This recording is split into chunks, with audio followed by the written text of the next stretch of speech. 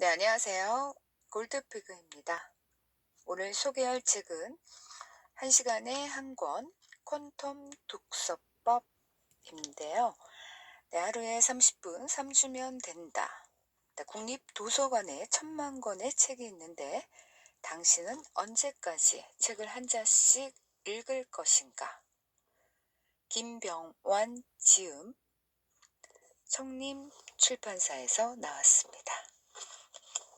네, 먼저 저자분에 대해서 소개해 드리도록 하겠습니다.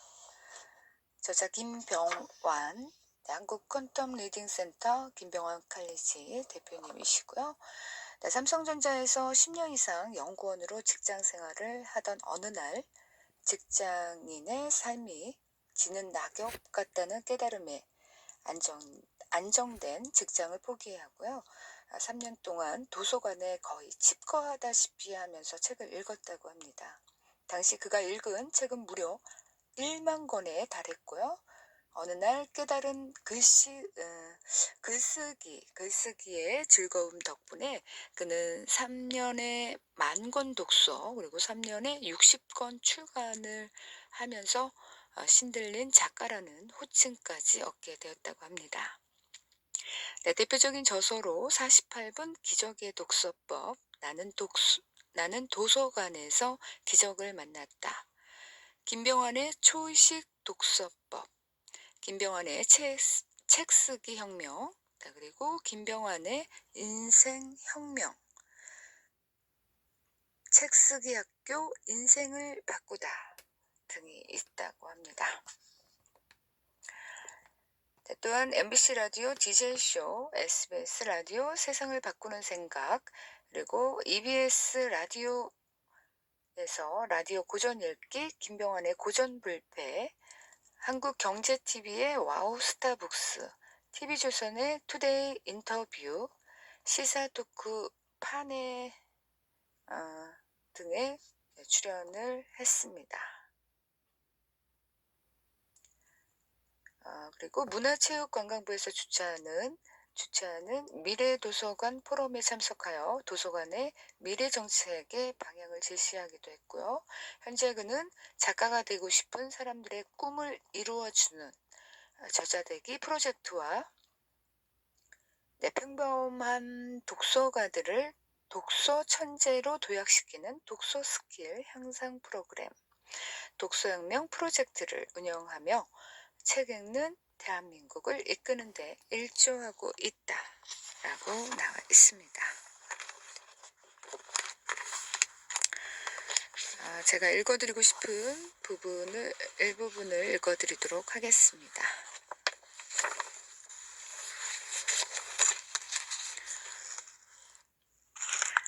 책을 많이 안 읽는 사람보다는 많은 책을 제대로 읽고 자신의 사고와 의식이 확장된 사람이 인생을 100배, 1000배 더 영위할 수 있다. 인생을 잘 영위한다는 것은 단순히 부자가 되고 사회적으로 성공한다는 것을 의미하지 않는다.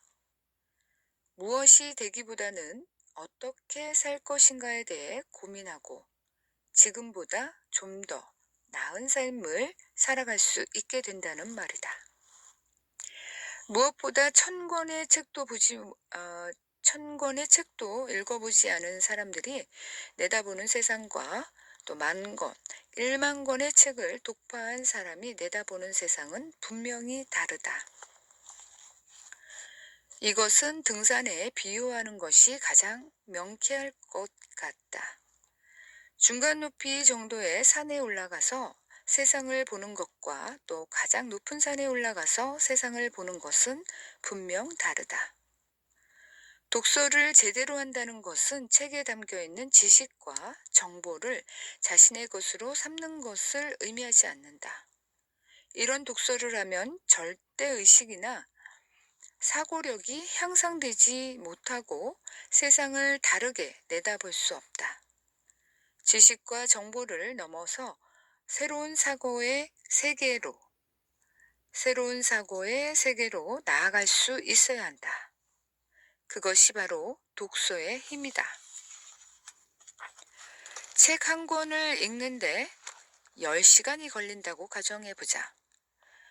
이런 사람이 만 권의 책을 읽으려면 10만 시간이 필요하다. 하루에 3시간씩 책을 읽는다고 하면 약 100년이 걸리고, 정말 하루에 10시간씩 책만 읽는다고 가정해도 약 30년의 시간이 걸린다. 한마디로 불가능하다고 할 수 있다. 그런데 책 한 권을 읽는 시간이 1시간이라고 가정해보자. 이런 사람이 1만 권의 책을 읽으려면 1만 시간이 필요하다. 하루에 3시간씩 읽으면 10년이면 충분히 가능하고, 나처럼 하루에 10시간에서 15시간을 밥만 먹고 책을 읽으면 3년이 된다. 네, 가로치고 나와 있는데요. 네, 물론 월급도 없고 생활은 가난해질 것이고 사회 시선은 가혹할 것이다 라고 나와 있네요. 네, 일정 기간 독서만 하는 사람들은 산술적인 계산보다 훨씬 더 빨리 더 많은 책을 읽을 수 있다. 실제로 독서력은 기하급수적으로 증가한다. 나는 이를 가리켜 독서의 가속 법칙이라고 부른다. 나 또한 처음 독서를 시작했을 때는 속도와 이해력 모두 엄청 느렸다. 그런데 2년이 지나면서부터 독서력이 말 그대로 기하급수적으로 향상되는 것을 생생하게 체험했다. 독서를 많이 하면 어느 순간 임계점을 넘는 때가 반드시 온다. 이것을 경험한 사람들도 있을 것이고, 아직 그 이전 단계인 사람들도 있을 것이다. 큰 물통에 물을 받으면 어느 순간 물통에 물이 차 넘친다. 나는 이러한 임계점을 경험했다. 이런 임계점의 독서량이 내게는 5,000권이었다. 5,000권을 독파한 뒤에는 그냥 달라진 정도가 아니라 천지개벽이라고 할 만큼 나 자신에게 엄청난 변화가 일어났다. 그 변화의 핵심을 한마디로 표현하면 이렇다. 독서는 축적이 아니라 비움이다. 5,000권을 독파하기 전 대략 3,000권 정도 읽었을 때는 세상의 모든 것을 알았다는 양, 잘난 체도 하고 싶었고 사람들에게 아는 지식들을 말하고 싶어서 견딜 수가 없었다. 그런데 놀랍게도 5,000권을 독파하자 내가 알고 있는 모든 지식과 정보들이 뜬구름처럼 신뢰할 수 없는 가벼운 것들이라는 사실을 조금씩 깨닫게 되었다. 결국 지혜에 눈뜨는 시기를 맞이한 것이다. 정리하자면 나에게 5,000권 이전의 독서는 그저 지식을 위한 것뿐이었고, 지혜를 얻기 위한 진정한 의미의 독서는 5,000권 이후부터였다고 할 수 있다. 2차원에서 3차원으로 차원이 달라진 것이다. 액체가 기체로 기화된 것과 같다. 독서를 많이 할수록 지식의 양보다는 사고의 질이 향상된다는 것도 이때 깨달았다. 결국 참된 독서를 하게 되면 양이 아니라 질로 양질 전환의 법칙이 그대로 적용된다는 것을 알게 되었다. 그리고 이렇게 되기 위해서는 반드시 방대한 양의 독서가 필요하다는 것을 몸소 느꼈다. 그래서 나는 다독에 대해 이렇게 말하고 싶다. 다독을 절대 무시하지 마라. 다독을 통해 인생이 바뀐 사람이 한두 명이 아니다. 다독을 못하는 자기 자신의 나약한 의지를 무시해야 한다. 다독을 하는 사람치고 성공하지 못한 사람은 단 한 명도 없다. 라고 나와 있습니다.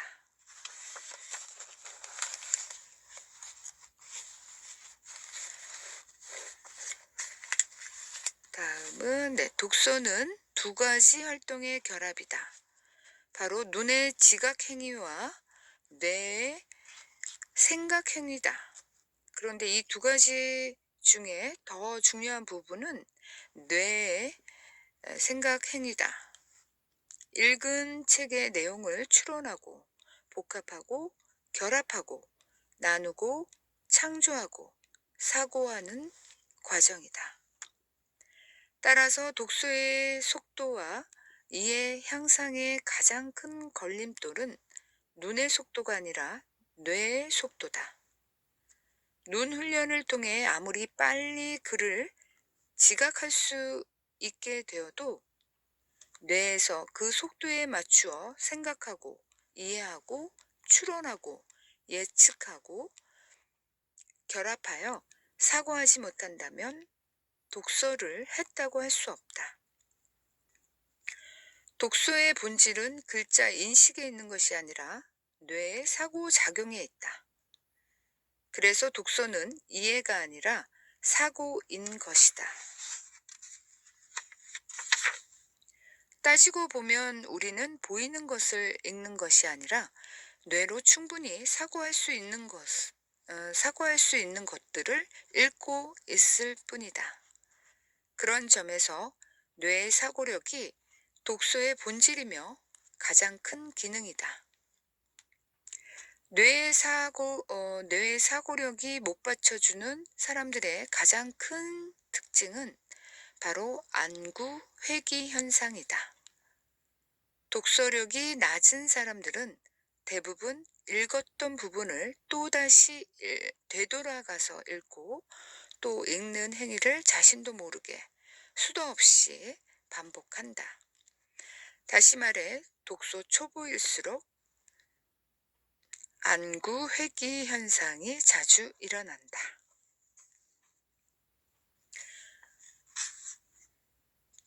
다시 한번 강조하지만 독서는 눈이 아니라 뇌의 활동이다. 독서를 하는 사람들에게서 쉽게 나타나는 현상 중에 하나는 잡념이다. 독서를 시작하자마자 책의 내용과 무관한 잡념들이 끊임없이 발생한다. 집중을 못하기 때문에 책 읽는 속도는 더욱더 느려지고 결국은 한 권의 책을 제대로 읽지 못하고 중도 포기하게 된다. 그렇다면 왜 이렇게 독서만 하면 없던 잡념들이 생기는 것일까? 그것은 바로 운해가 느린 독서의 속도를 참아내지 못하고 새로운 이미지들을 임의적으로 만들어내기 때문이다. 독서 속도가 빠르면 운해는 독서 속도에 맞추어 책 내용과 연관된 것들을 끊임없이 확장시키면서 이미지들을 만들어낼 것이다. 그러면 더욱더 몰입하게 되고 급기야 독서의 최고 경지라 할 수 있는 독서 삼매경에 빠지게 된다. 그러나 문제는 독서 속도가 느리기 때문에 운해는 책 내용과 무관한 전혀 엉뚱한 이미지들을 자체적으로 만들어내고 또 그 결과 우리는 눈 따로, 뇌 따로, 생각 따로 노는 피상적인 독서만 하게 되는 것이다. 그렇게 집중이 안 되는 상태가 반복되면 안구 회귀는 계속해서 발생하게 되고 당연히 독서의 질은 낮아지게 된다. 결국 아무리 한 권의 책을 끝까지 다 읽는다 해도 남는 것은 하나도 없는 수박 겉핥기식 독서만 계속하게 되는 것이다. 꼭 제 말을 하는 것 같네요. 네, 여러분은 어떻습니까? 네, 마지막 부분은요. 네, 퀀텀 점프에서 착안한 퀀텀 리딩. 인데요. 네, 퀀텀 점프라는 말은 원래 물리학 용어로 양자역학의 근간을 마련한 독일 물리학자 막스 플랑크가 주장한 이론이다. 퀀텀 점프는 원자 등 양자가 에너지를 흡수해 다른 상태로 변화할 때 서서히 변하는 것이 아니라 일정 수준에서 급속도로 변하는 것을 의미한다. 양자가 에너지를 흡수한 상태는 들뜬 상태, 에너지를 방출한 상태는 바닥 상태라고 한다. 경제학에서는 이러한 개념을 응용해서 혁신을 통해 단기간에 비약적으로 실적이 호전되는 경우, 구체적으로 전년도 대비 30% 이상 성장했을 경우 퀀텀 점프라는 용어를 사용한다. 기술적인 분야에서도 하나의 기술이 성숙기에 이르기 전에 그것을 뛰어넘는 더 혁신적인 기술이 나타나 이를 무력화시키는 경우가 많은데, 뒤에 나타난 기술이 앞의 기술을 창조적으로 파괴하는 형태를 보이기도 한다. 이런 경우에도 퀀텀 점프라는 말을 사용한다.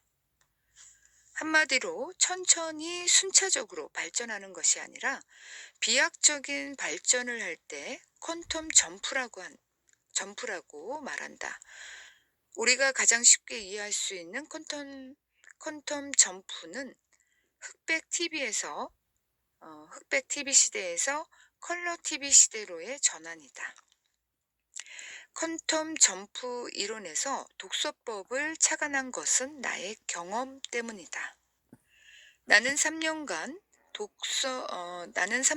도서관에서 필사적으로 책을 읽으면서 독서 능력이 퀀텀 점프처럼 향상되는 것을 경험했다. 그 경험을 이론적으로 정리하면서 내가 고안한 독서법의 원리나 효과가 퀀텀 점프 이론에서 말하는 것과 비슷하다고 생각해 이름을 퀀텀으로 붙이게 되었다. 40대가 될 때까지 책 한 권 제대로 읽어본 적 없는, 당연히 독서력도 초보 수준이었던 내가 3년이라는 단기간에 1만 권의 독서를 할 수 있었던 것은 바로 퀀텀 리딩 덕분이었다. 퀀텀 점프가 이루어지기 위해서는 반드시 에너지가 필요하다. 이는 독서에서도 마찬가지다. 평범한 사람이 하루에 10권 이상 책을 읽을 수 있는 독서 천재로 도약하기 위해서는 반드시 에너지가 필요하다. 이 에너지에는 여러 종류가 있다. 어떤 사람에게는 광기가, 어떤 사람에게는 의식혁명이, 어떤 사람에게는 열정이, 또 어떤 사람에게는 열등감이 에너지다. 나는 광기를 에너지 삼아 퀀텀 점프를 이루어냈다. 책에 미치자 책을 읽는 방법이 바뀌고 책을 대하는 태도가 달라졌다. 물론 아무리 책에 미치더라도 단번에 독서 천재가 되는 것은 아니다. 나에게는 3년의 시간이 필요했다. 네, 이렇게 나와 있습니다. 네, 그리고 퀀텀 독서법 훈련 과정에 대해서 자세하게 뒤쪽 부분에 나와 있는데요. 여러분들 책 한번 읽어보시고요. 네, 퀀텀 독서법으로 2020년 새해 1시간에 한 권 도전해 보시기 바라겠습니다. 네, 저는 이것으로 마치고요. 다음 시간에 또 찾아뵙도록 하겠습니다. 고맙습니다.